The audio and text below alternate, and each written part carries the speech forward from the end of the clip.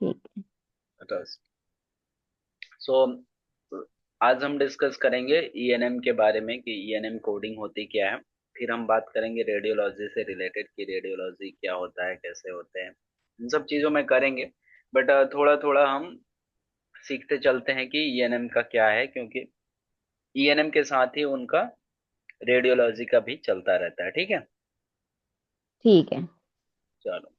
जहाँ नहीं समझ आए वहां से मुझे बताना कि यहाँ दिक्कत है। आई थिंक आप ठीक है। लोगों ने थोड़ा बहुत ईएनएम किया हुआ है, तो आपको अच्छा लगेगा। हम्म। एक क्वेश्चन ठीक। बहुत आता है कि what is a medical coding. हम्म।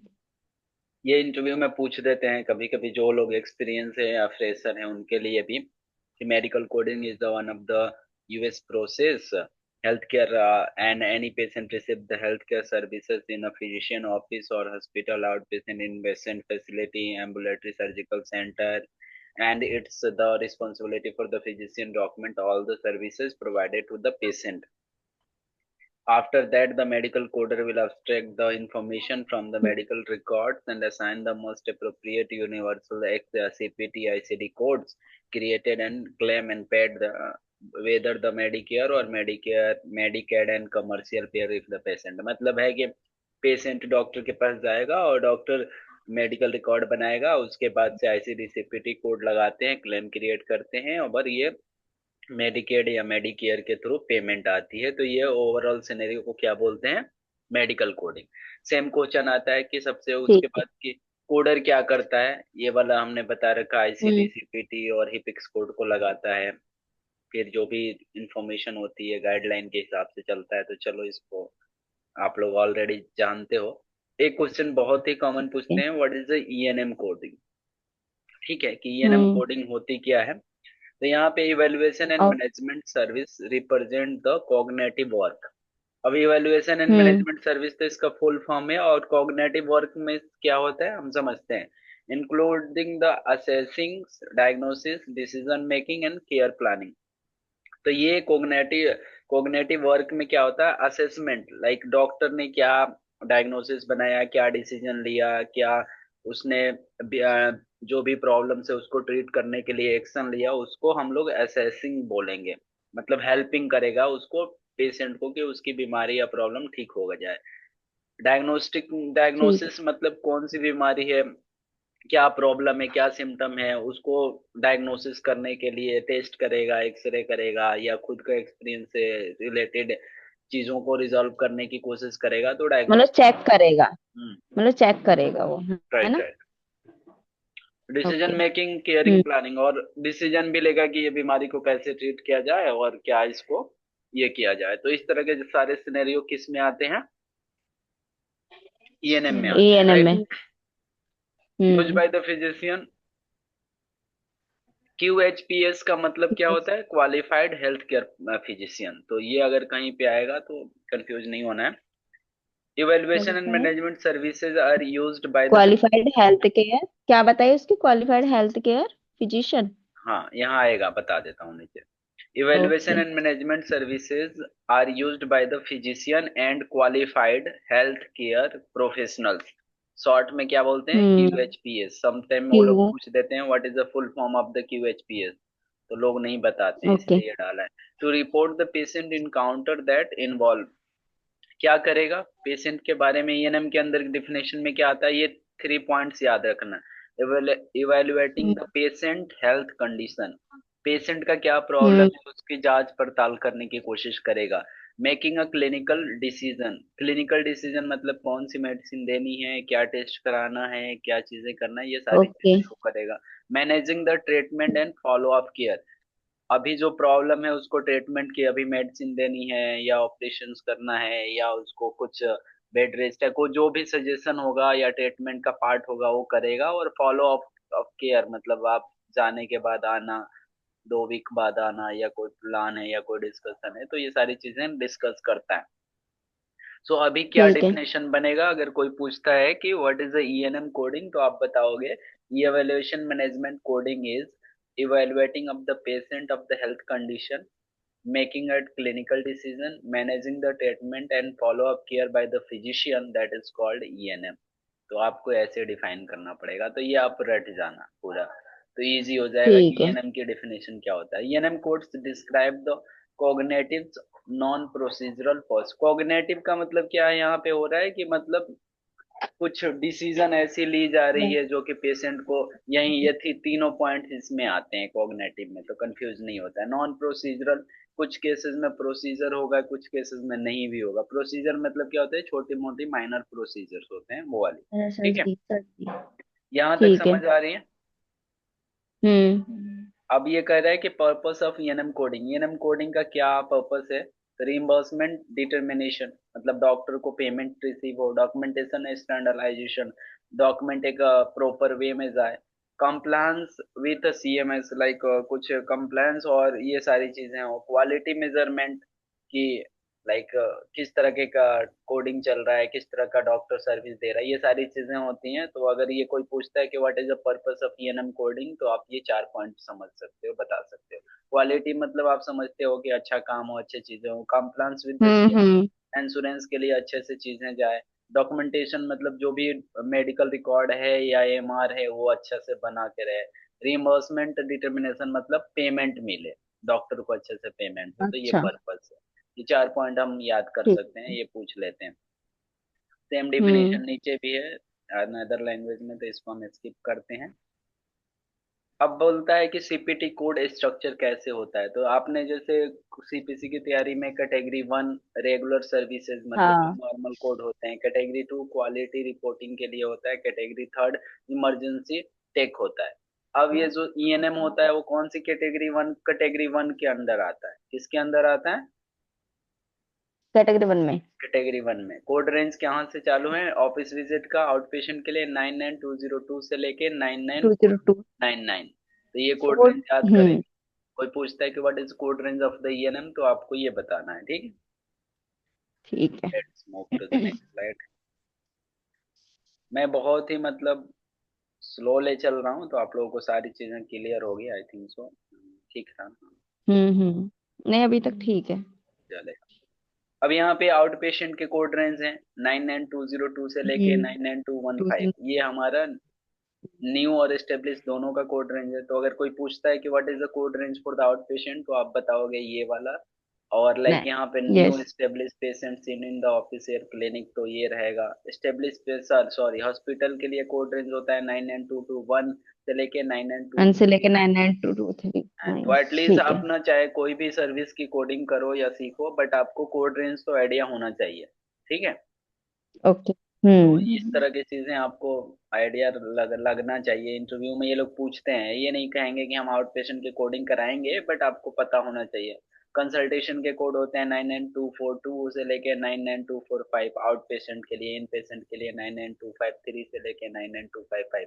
तो कोड रेंज तो एटलीस्ट याद ही रखो कि ये वाला होता है। ईडी ऑब्जर्वेशन के कोड ये हैं, लेकिन अभी हमारा पूरा हम्म। फोकस आउट पेशेंट पे रहेगा। मैंने ये लिस्ट बनाया हुआ है ताकि अगर किसी को चलो ध्यान रखना है या याद करना है तो कर सकता है। अब बात करते हैं हम्म। कि की component pre 2023 guideline, older guideline क्या था और नया वाला क्या है, उस पर डिस्कस करेंगे। तो अगर आप यहाँ देख पा रहे ठीक है। हो कि हमने येलो हाईलाइट किया हुआ है। हम्म। पहले क्या होता था, हिस्टोरिकली, हिस्टोरिकली मतलब ओल्डर है। ईएनएम कोड्स लेबल were based on the history. History के अंदर क्या आते थे, एचपीआई, आरओएस, HPI ROS और PFSH।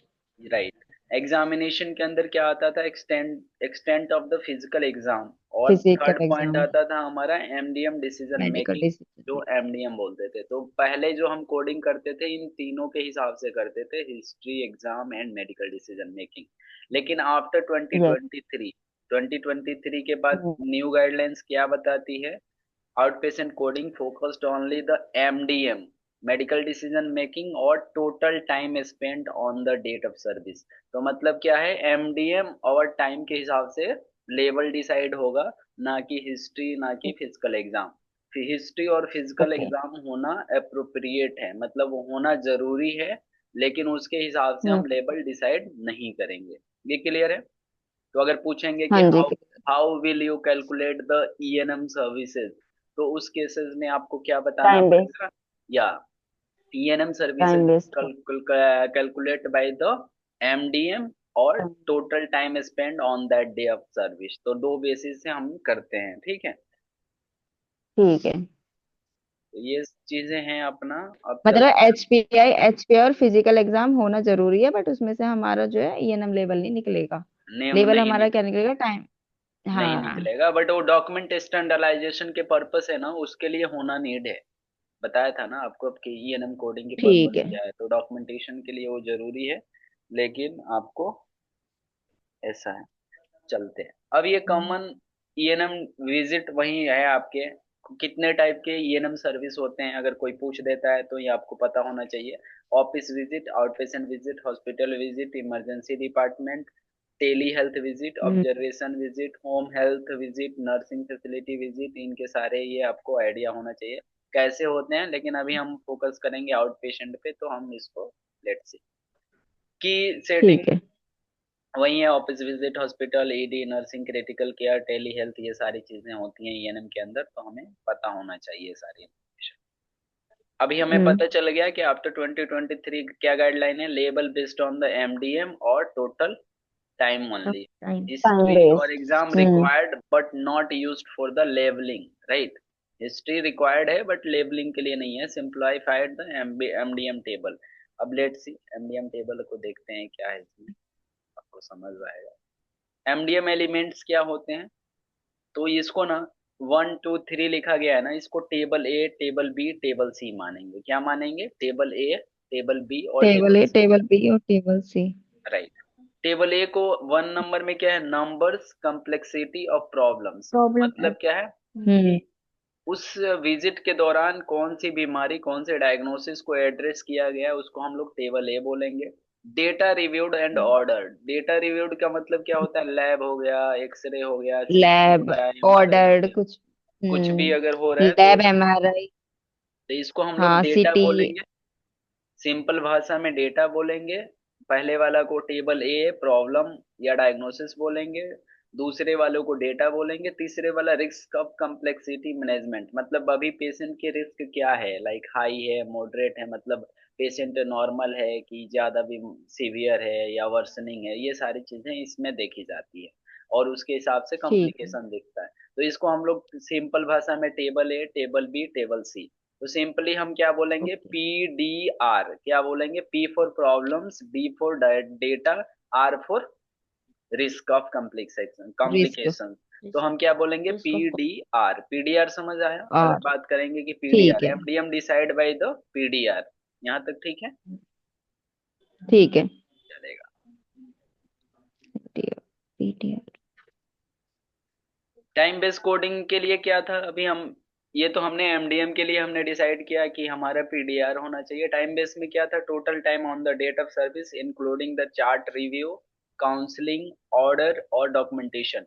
मतलब अगर डॉक्टर ने चार्ट रिव्यू भी किया है, काउंसलिंग भी किया है, कुछ ऑर्डर कर रहा है, उसमें भी जो टाइम स्पेंड करेगा वो सारा चीज भी हम कैलकुलेट करेंगे। Code, like codes have a specific time range. जो कोड होते हैं उनका स्पेसिफिक टाइम रेंज दिया होता है, जो हम डिस्कस करेंगे, ठीक है। ठीक है। चलो अब मैं आपको बता देता हूँ कि कौन से कोड का क्या कोड रहेंगे। Office visit time range, time threshold for the office outpatient ENM coding. अब ये लोग क्या बोलते हैं कि थ्रेश होल्ड बोलते हैं, थ्रेश होल्ड टर्म यूज करते हैं इंटरव्यू में। What is the threshold for the outpatient code range. तो आपको कंफ्यूज नहीं होना है, थ्रेस थ्रेश होल्ड थ्रेस का मतलब होल्ड क्या होता है? टाइम, ये टाइम कितना है। अच्छा, ओके, ठीक है। ये टर्म्स यूज करेंगे अगर इंटरव्यूअर, तो कंफ्यूज नहीं होता है, होना है, इसलिए रखा गया है। 99202 का टाइम जो थ्रेश होल्ड है वो क्या है, 15 मिनट से लेके 29 मिनट होना चाहिए। 29। मतलब अगर 15 मिनट से कम है तो कोड नहीं होगा, और 29 मिनट तक इस कोड को कोड कर सकते हैं। जैसे 30 मिनट हुआ तो हम क्या कोड करेंगे, 99203। इसका और कोड 3 का करेंगे क्या और टाइम दिया 45 हुआ है। से 59। हाँ राइट, ये टाइम रेंज दिया हुआ है, इस टाइम रेंज के हिसाब से हम क्या करेंगे, लेवल डिसाइड करेंगे, ठीक है। अगर एमडीएम में टाइम दिया हुआ है तो टाइम के हिसाब से कोड करेंगे, और एमडीएम के हिसाब से होगा तो हम पीडीआर के हिसाब से करेंगे। क्लियर है, समझ गए, क्लियर है। चलेगा। अब देखो यहाँ पे ना, अब अगर आप ये जो आप कोडिंग या टूल के हिसाब से देखोगे तो ऐसे लिख के आता है, न्यू पेशेंट के लिए straight forward medical decision making, 5 और 15 मिनट्स और एक्सीड। यहाँ से 15 मिनट से हम्म, लेके 29 मिनट तक होता है, तो एक्सीड के अंदर आ जाता है। इस तरह अगर आप ठीक स्टेब्लिश है। का देखोगे तो 10 मिनट से, और ऐसे ही, तो ये भी आपके हाँ डॉक्यूमेंट में दिया रहता है, तो ये आपको ध्यान रखना है। ठीक है, लेट्स मूव टू ठीक द है। ठीक प्रोलॉन्ग है। सर्विसेज। क्या होता है, जैसे कि यहाँ पे इस कोड के लिए 60 मिनट है, राइट, और 60 मिनट से हाँ, ज्यादा टाइम। एडिशनल, जिसमें एडिशनल टाइम मेंशन करता है तो प्रोलॉन्ग सर्विस के लिए यस, जाता अगर है। 15 जैसे मिनट्स 50, एक्स्ट्रा 50। करेगा तो प्रोलॉन्ग सर्विस कोड करते हैं। तो इसका कोड है हमारे पास यस। 99417। फोर वन ये सेवन कमर्शियल पेयर के लिए यूज करते हैं। और G2212 Medicare add on code होता है, ये हमारा प्रोलॉन्ग सर्विस के लिए कोड यूज होता है। Use for the beyond the time 99205 और 99215। कह रहा है कि जो हाई लेवल है उसके टाइम के बाद अगर जितना टाइम स्पेंड करेगा उसके हिसाब से, पेयर के हिसाब से हम कोड सेलेक्ट करते हैं। ईच 15 मिनट का है, ये 15 मिनट के लिए कोड होता है। यहाँ तक कोई डाउट है? नहीं नहीं, बट ये वाला कोड कब यूज करेंगे, G2212, ये कैसे आएगा रिपोर्ट में? ये मतलब Medicare insurance, Medicare. Medicare insurance होगा या अच्छा। पेयर होगा, तो हम ये 99417 ना दे के G221212 कोड लगाएंगे। ठीक है। चलो,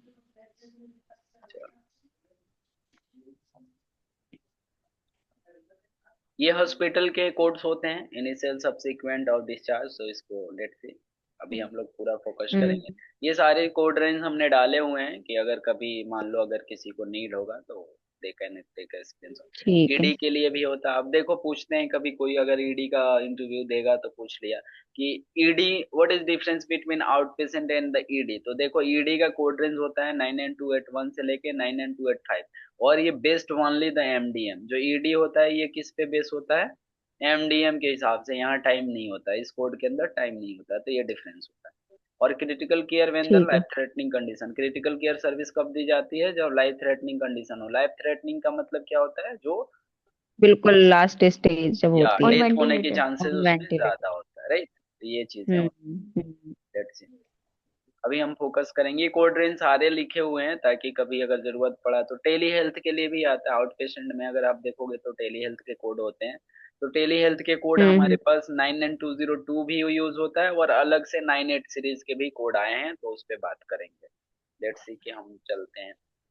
ये बहुत सारे ईएनएम अलग अलग, लगभग 25 टाइप के ईएनएम सर्विसेज बिल होती हैं, ठीक है। लेकिन अभी हम बात करेंगे किस पे, आउट पेशेंट पे। ईएनएम में कुछ मॉडिफायर यूज होते हैं। 25 modifier significant separate ENM, 24 modifier unrelated ENM during the post-operative, 57 decision for surgery, 59 distinct procedure services, 95 telehealth और 93 ऑडियो ओनली। तो ये सारे मॉडिफायर यूज होते हैं, इसे याद करना है। बाकी हम बात करेंगे कि अब मेडिकल नेसेसिटी क्या होती है। Diagnostic, diagnosis justify the ENM लेबल। अब हमने जैसे पढ़ा था ना कि प्रॉब्लम्स आएगा, तो ये कह रहा है कि ईएनएम लेबल में डायग्नोसिस भी रोल कर प्ले करता है, right. Link the ICD with hmm. CPT. हमें जो आईसीडी सीपीटी हम्म। लिंक करना है, ये एकदम फ्रेशर के लेवल का बनाया गया है, ताकि अगर किसी को नहीं भी समझ आता है तो उसके लिए है। लेकिन आप लोग ऑलरेडी एक्सपीरियंस है तो हम इसको मूव करते हैं। वो बता रहा है कि आईसीडी को सीपीटी के साथ मूव करना है। ऑडिट में क्या क्या चीजें चेक होती हैं वो बताया गया है, लेकिन इतना बेसिक से नहीं ठीक है। जाएंगे हम। लेट्स स्टार्ट करते हैं। हम्म। डिनाइल्स के भी कुछ हैं कि किस तरह के डिनाइल्स आते हैं, तो ये भी हम अभी डिस्कस नहीं करेंगे।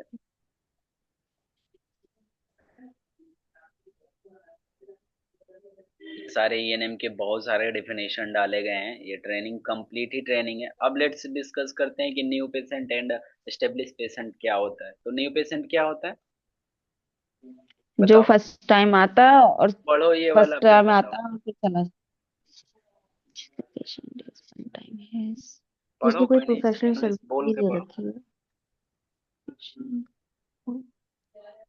है। New patient is one who has not received receive any any problem. professional service on the service from the physician, qualified healthcare professional, or another physician of the exact same specialty and subspecialty who belong to the same group within the past 3 years। जिसने 3 साल तक कोई service नहीं ली, पहली बार आया है, वो new patient है, उसको हम न्यू पेशेंट कहेंगे। राइट। अगर फिर 3 साल के बाद आता है, वो स्टैब्लिश हो फिर जाएगा। वो 3 साल के बाद आया और फिर से आया तो फिर भी वो न्यू में ही जाएगा। चलो मैं बताता हूँ। New patient is a one who has not receive any professional services from the physician or from the exact same specialty sub specialty who belong to the same group within a past 3 हाँ, years। Same कहने का speciality. मतलब क्या है कि अगर एक patient है गैस्ट्रो के पास जाता है, गैस्ट्रो मतलब पेट का डॉक्टर है, उसके पास जा रहा है, हम्म तो उसने क्या हुआ, फर्स्ट टाइम गया, मतलब वो कभी उस डॉक्टर से हम्म मिला नहीं है, फर्स्ट टाइम जाएगा तो क्या माना जाएगा, न्यू न्यू पेशेंट। पेशेंट। और अगर वो फर्स्ट टाइम गया, मान लो एक पेशेंट है पहली बार किसी डॉक्टर से दिखाया और उसने दोबारा से 3 साल बाद गया, मतलब बीच में कभी गया ही नहीं, हाँ, तो सेम उसको, सेम ही स्पेशलिटी के लिए ना। हाँ उसी गैस्ट्रो के डॉक्टर के पास, पेट के डॉक्टर के पास तीन हम्म साल बाद गया, 3 साल का गैप होना चाहिए तो फिर वो न्यू होगा, ठीक है। अगर बीच में वो ठीक है, कभी चला गया 3 साल के अंदर तो वो एस्टेब्लिश हो जाता है।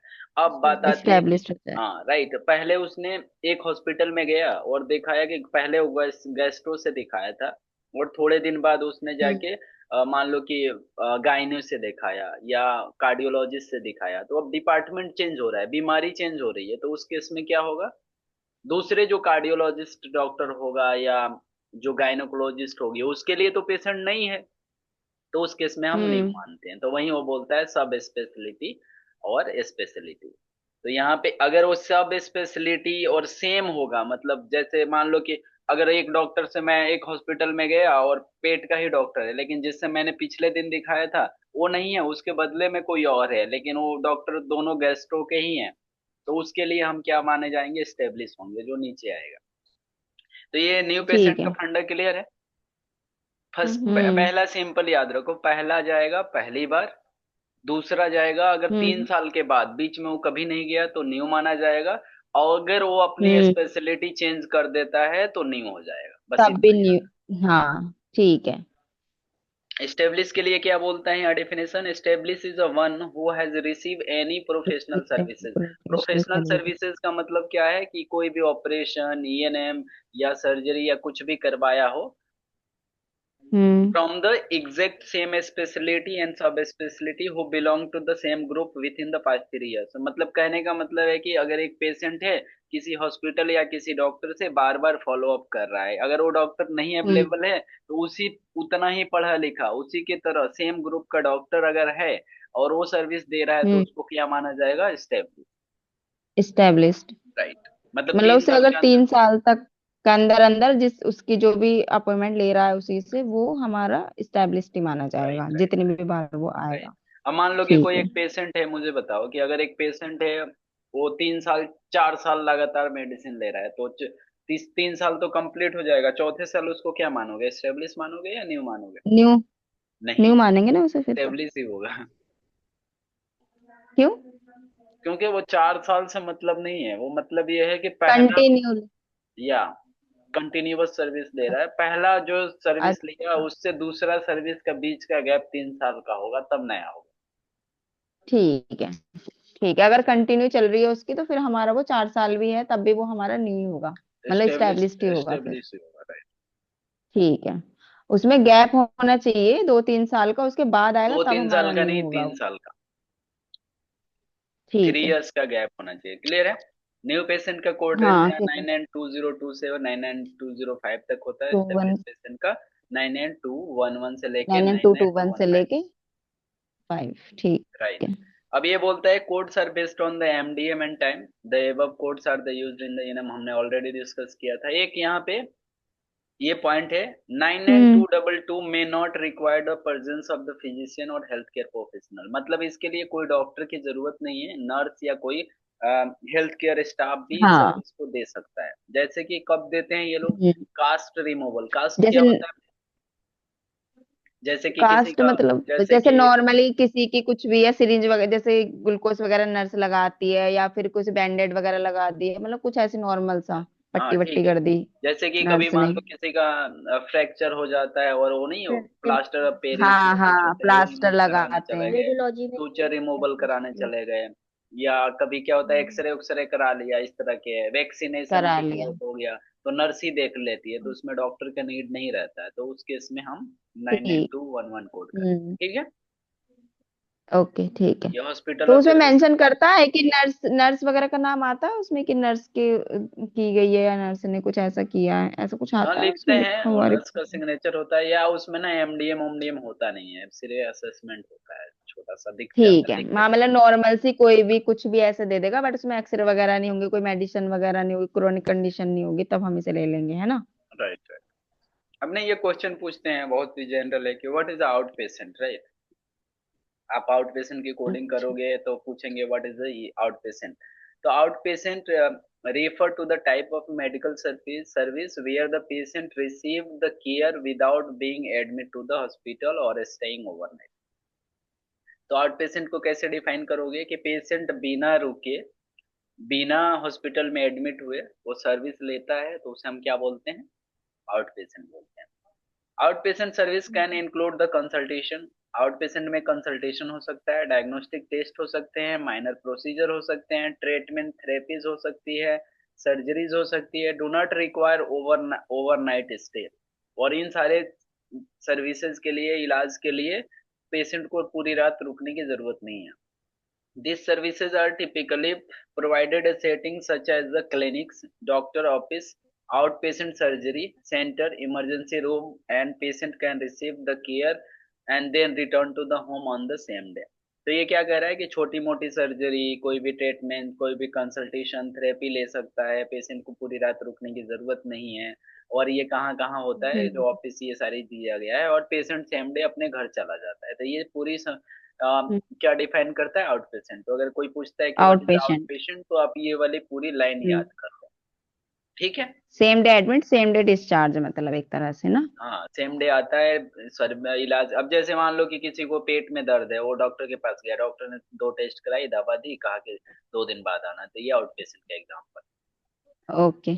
या टीथ में दर्द होता है, दांतों में दर्द है, गया दवाई पर वो लिया, ट्रिप चेकअप ट्रिप करा। चढ़ाने आया बस ना, हाँ। ट्रिप ट्रिप इन चढ़ाने पेशेंट का। में क्या है कि inpatient care refer to the medical service provided to the patient who require to admission to the hospital और observation, treatment, surgery, necessity of the overnight stay। in patient care typically required a more serious or complex medical condition that can't be adequate managed in the outpatient setting। अब ये कह रहा है कि इन patient क्या होता है कि पेशेंट 24 आवर के लिए स्टे हो, और जो प्रॉब्लम वो नहीं कि कुछ भी बीमारी है और पेशेंट एडमिट हो गया, तो वैसा नहीं। बीमारी कॉम्प्लिकेटेड होना चाहिए, प्रॉब्लम उसमें मतलब ऐसा हो कि उससे सीरियसनेस होना चाहिए, कि वर्सनिंग होना चाहिए। इस तरह के अगर कुछ भी होता है और पेशेंट फुल नाइट स्टे करता है हॉस्पिटल के अंदर, तो उसे हम क्या बोलते हैं?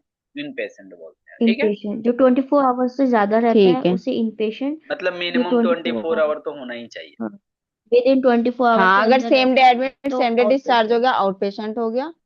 राइट। अगर 24 आवर्स एडमिट है तो वो मेरा इन पेशेंट है। ठीक है। चलेगा।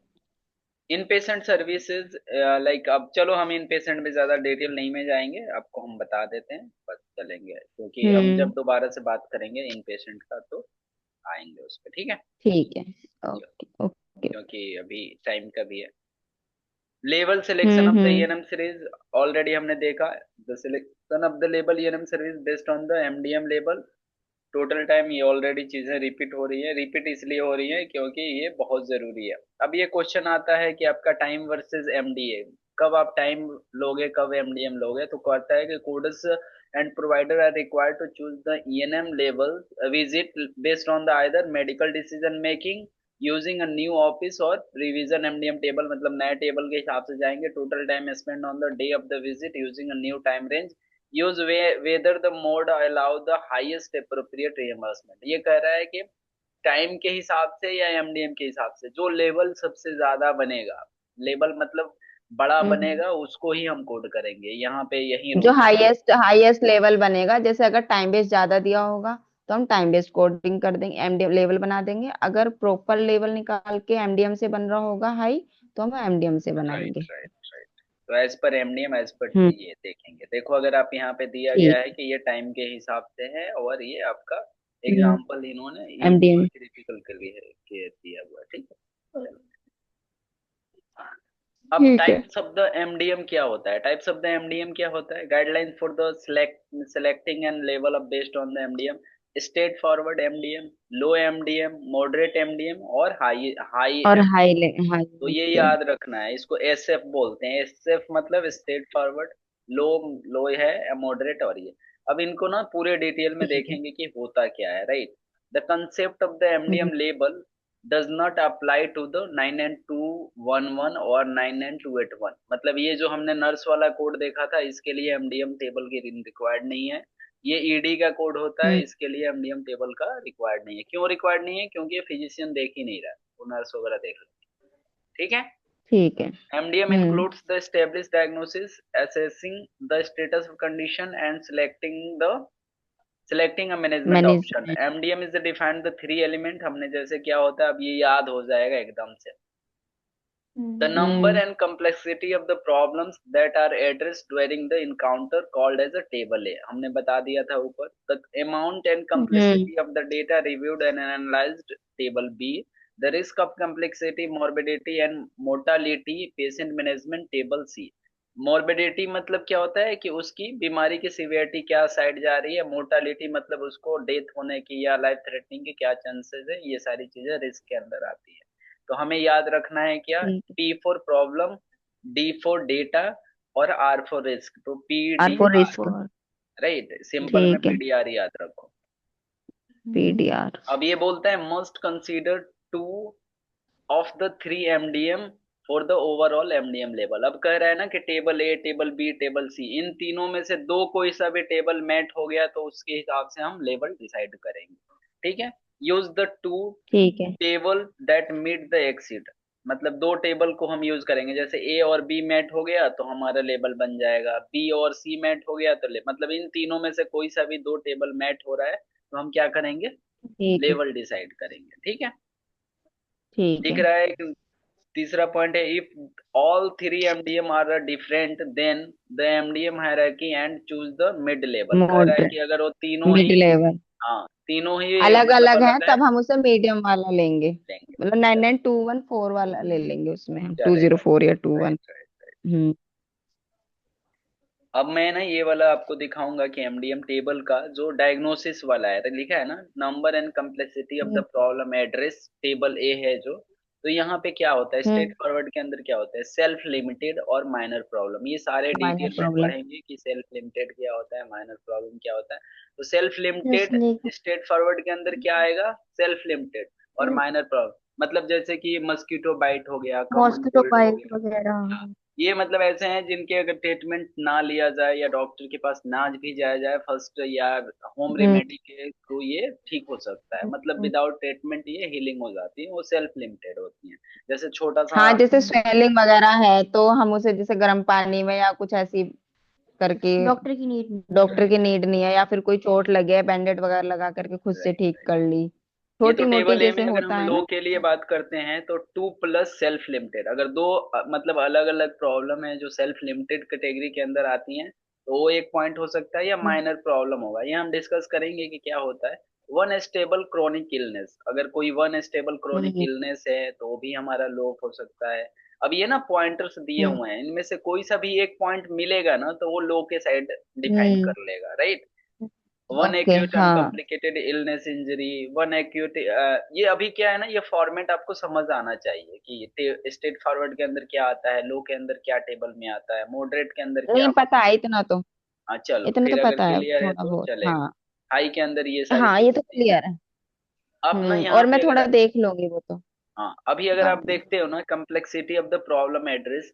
अब प्रॉब्लम, प्रॉब्लम क्या होता है, पहली चीज हमने जो समझा था कि प्रॉब्लम होता क्या है। A problem is a disease, condition, illness, injury, symptom, sign, finding, complaint और other matter address at the visit. मतलब पेशेंट उस दौरान डॉक्टर के पास आया है, किस प्रॉब्लम के साथ आया है, वो सारी चीजों को हम लोग क्या बोलते हैं, प्रॉब्लम प्रॉब्लम। बोलेंगे। एग्जाम्पल दिया है कि कोई ठीक है। कंडीशन जो होगा, इलनेस जो होगा। पेशेंट मतलब जो चीफ कंप्लेन में पेशेंट लेकर आता है, राइट राइट। वो चीज बोल और रहे ये हो कह ना, रहे हैं विथ और कि विदाउट पेशेंट को डायग्नोसिस। फीवर है। राइट राइट राइट, वहीं ठीक है। लिखा है कि being establish at the time of visit, जो आने के टाइम में चीज, जो सीसी बोलते हैं चीफ कंप्लेंट के टाइम में जो प्रॉब्लम होगा उसे हम लोग प्रॉब्लम बोलेंगे, ठीक राइट। है। प्रॉब्लम एड्रेस हाँ भी जी। क्या होता है, अब जो फिजिशियन ना, मान लो पेशेंट ने 10 बीमारी लेके आया, लेकिन अभी पेशेंट डॉक्टर को लगा कि नहीं इसमें से ज्यादा सीवियर 2 ही है, उसका इलाज अभी करने की जरूरत है, तो उसको बोलते हैं प्रॉब्लम हम्म, एड्रेस्ड, राइट। तो लिखता है कि हम्म, अ प्रॉब्लम इज एड्रेस्ड और मैनेज्ड। मैनेज्ड का मतलब जो डॉक्टर ने उसका ट्रीटमेंट दिया, इलाज किया। व्हेन इट इज ठीक इवेल्युएटेड, है, treated at the visit by the provider reporting the service. This include the consideration further the testing or treatment that may be not elected by the reason risk benefit analysis patient। ये सारे, ये कहने का वही मतलब है कि अगर पेशेंट आया तो बहुत सारे प्रॉब्लम के साथ है, लेकिन डॉक्टर को लगा कि नहीं अभी इस बीमारी को नीड है, इसको चेकअप करने की जरूरत है, इसके टेस्ट करने की जरूरत है, इसके लिए मेडिसिन या दवाइयां लेने की फर्स्ट जरूरत है, तो उसको क्या बोलते हैं, हम्म, प्रॉब्लम एड्रेस। ठीक है। ये ठीक सारे है, एमडीएम टेबल में है। अब आपको ये क्यों बताया जा रहा है, क्योंकि अब जब इंटरव्यू देते हो तो पूछते हैं कि what is the problem, what is the problem address, ये कीवर्ड्स वो डिफिनेशन पूछते हैं, तो इसलिए आपको ये पता होना ठीक है, चाहिए। क्लियर है ये पॉइंट। ओके, ठीक है, क्लियर है। Notation in the patient medical record that another, ये चलो आप पढ़ लेना कि ये वही कहानी है कि मतलब डॉक्टर ने जो चेकअप किया, एस्टेब्लिश किया, ठीक है। ठीक है। अब यहाँ हम्म। पे आएगा बात दूसरा कि एग्जाम्पल दिया हुआ है शायद, तो अगर आप देखना चाहो तो देख सकते हो कि for the hospital in patient observation, चलो इसमें अलग कहानी है, तो इन पेशेंट वाला बात करें।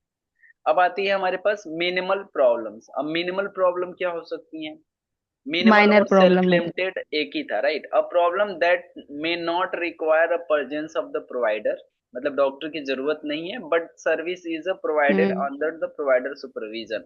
तो अगर वैसी प्रॉब्लम है जिनको डॉक्टर की नीड नहीं है फिर भी वो सर्विस दी जा रही है, उस केस में हम क्या कोड करते हैं, 99211 से लेके, 99221 और हाँ नाइन ये नाइन टू ईडी के लिए होता एट है वन 99281। तो ईडी अगर कोई ठीक है, करेगा वही तो नर्स ये कर, वाला नर्स वाला कोड ही है नर्स ये, वाला मतलब रहेगा। तो माइनर सिर्फ प्रॉब्लम के मिनिमल लिए है, प्रॉब्लम छोटे। वैसे होते हैं जो नर्स ध्यान दे सकती है। सेल्फ लिमिटेड और माइनर ठीक, प्रॉब्लम क्या होगा, अ खुद से, प्रॉब्लम दैट खुद से runs a definite and prescribed course is temporary in nature and not likely to the permanent affect the patient health status।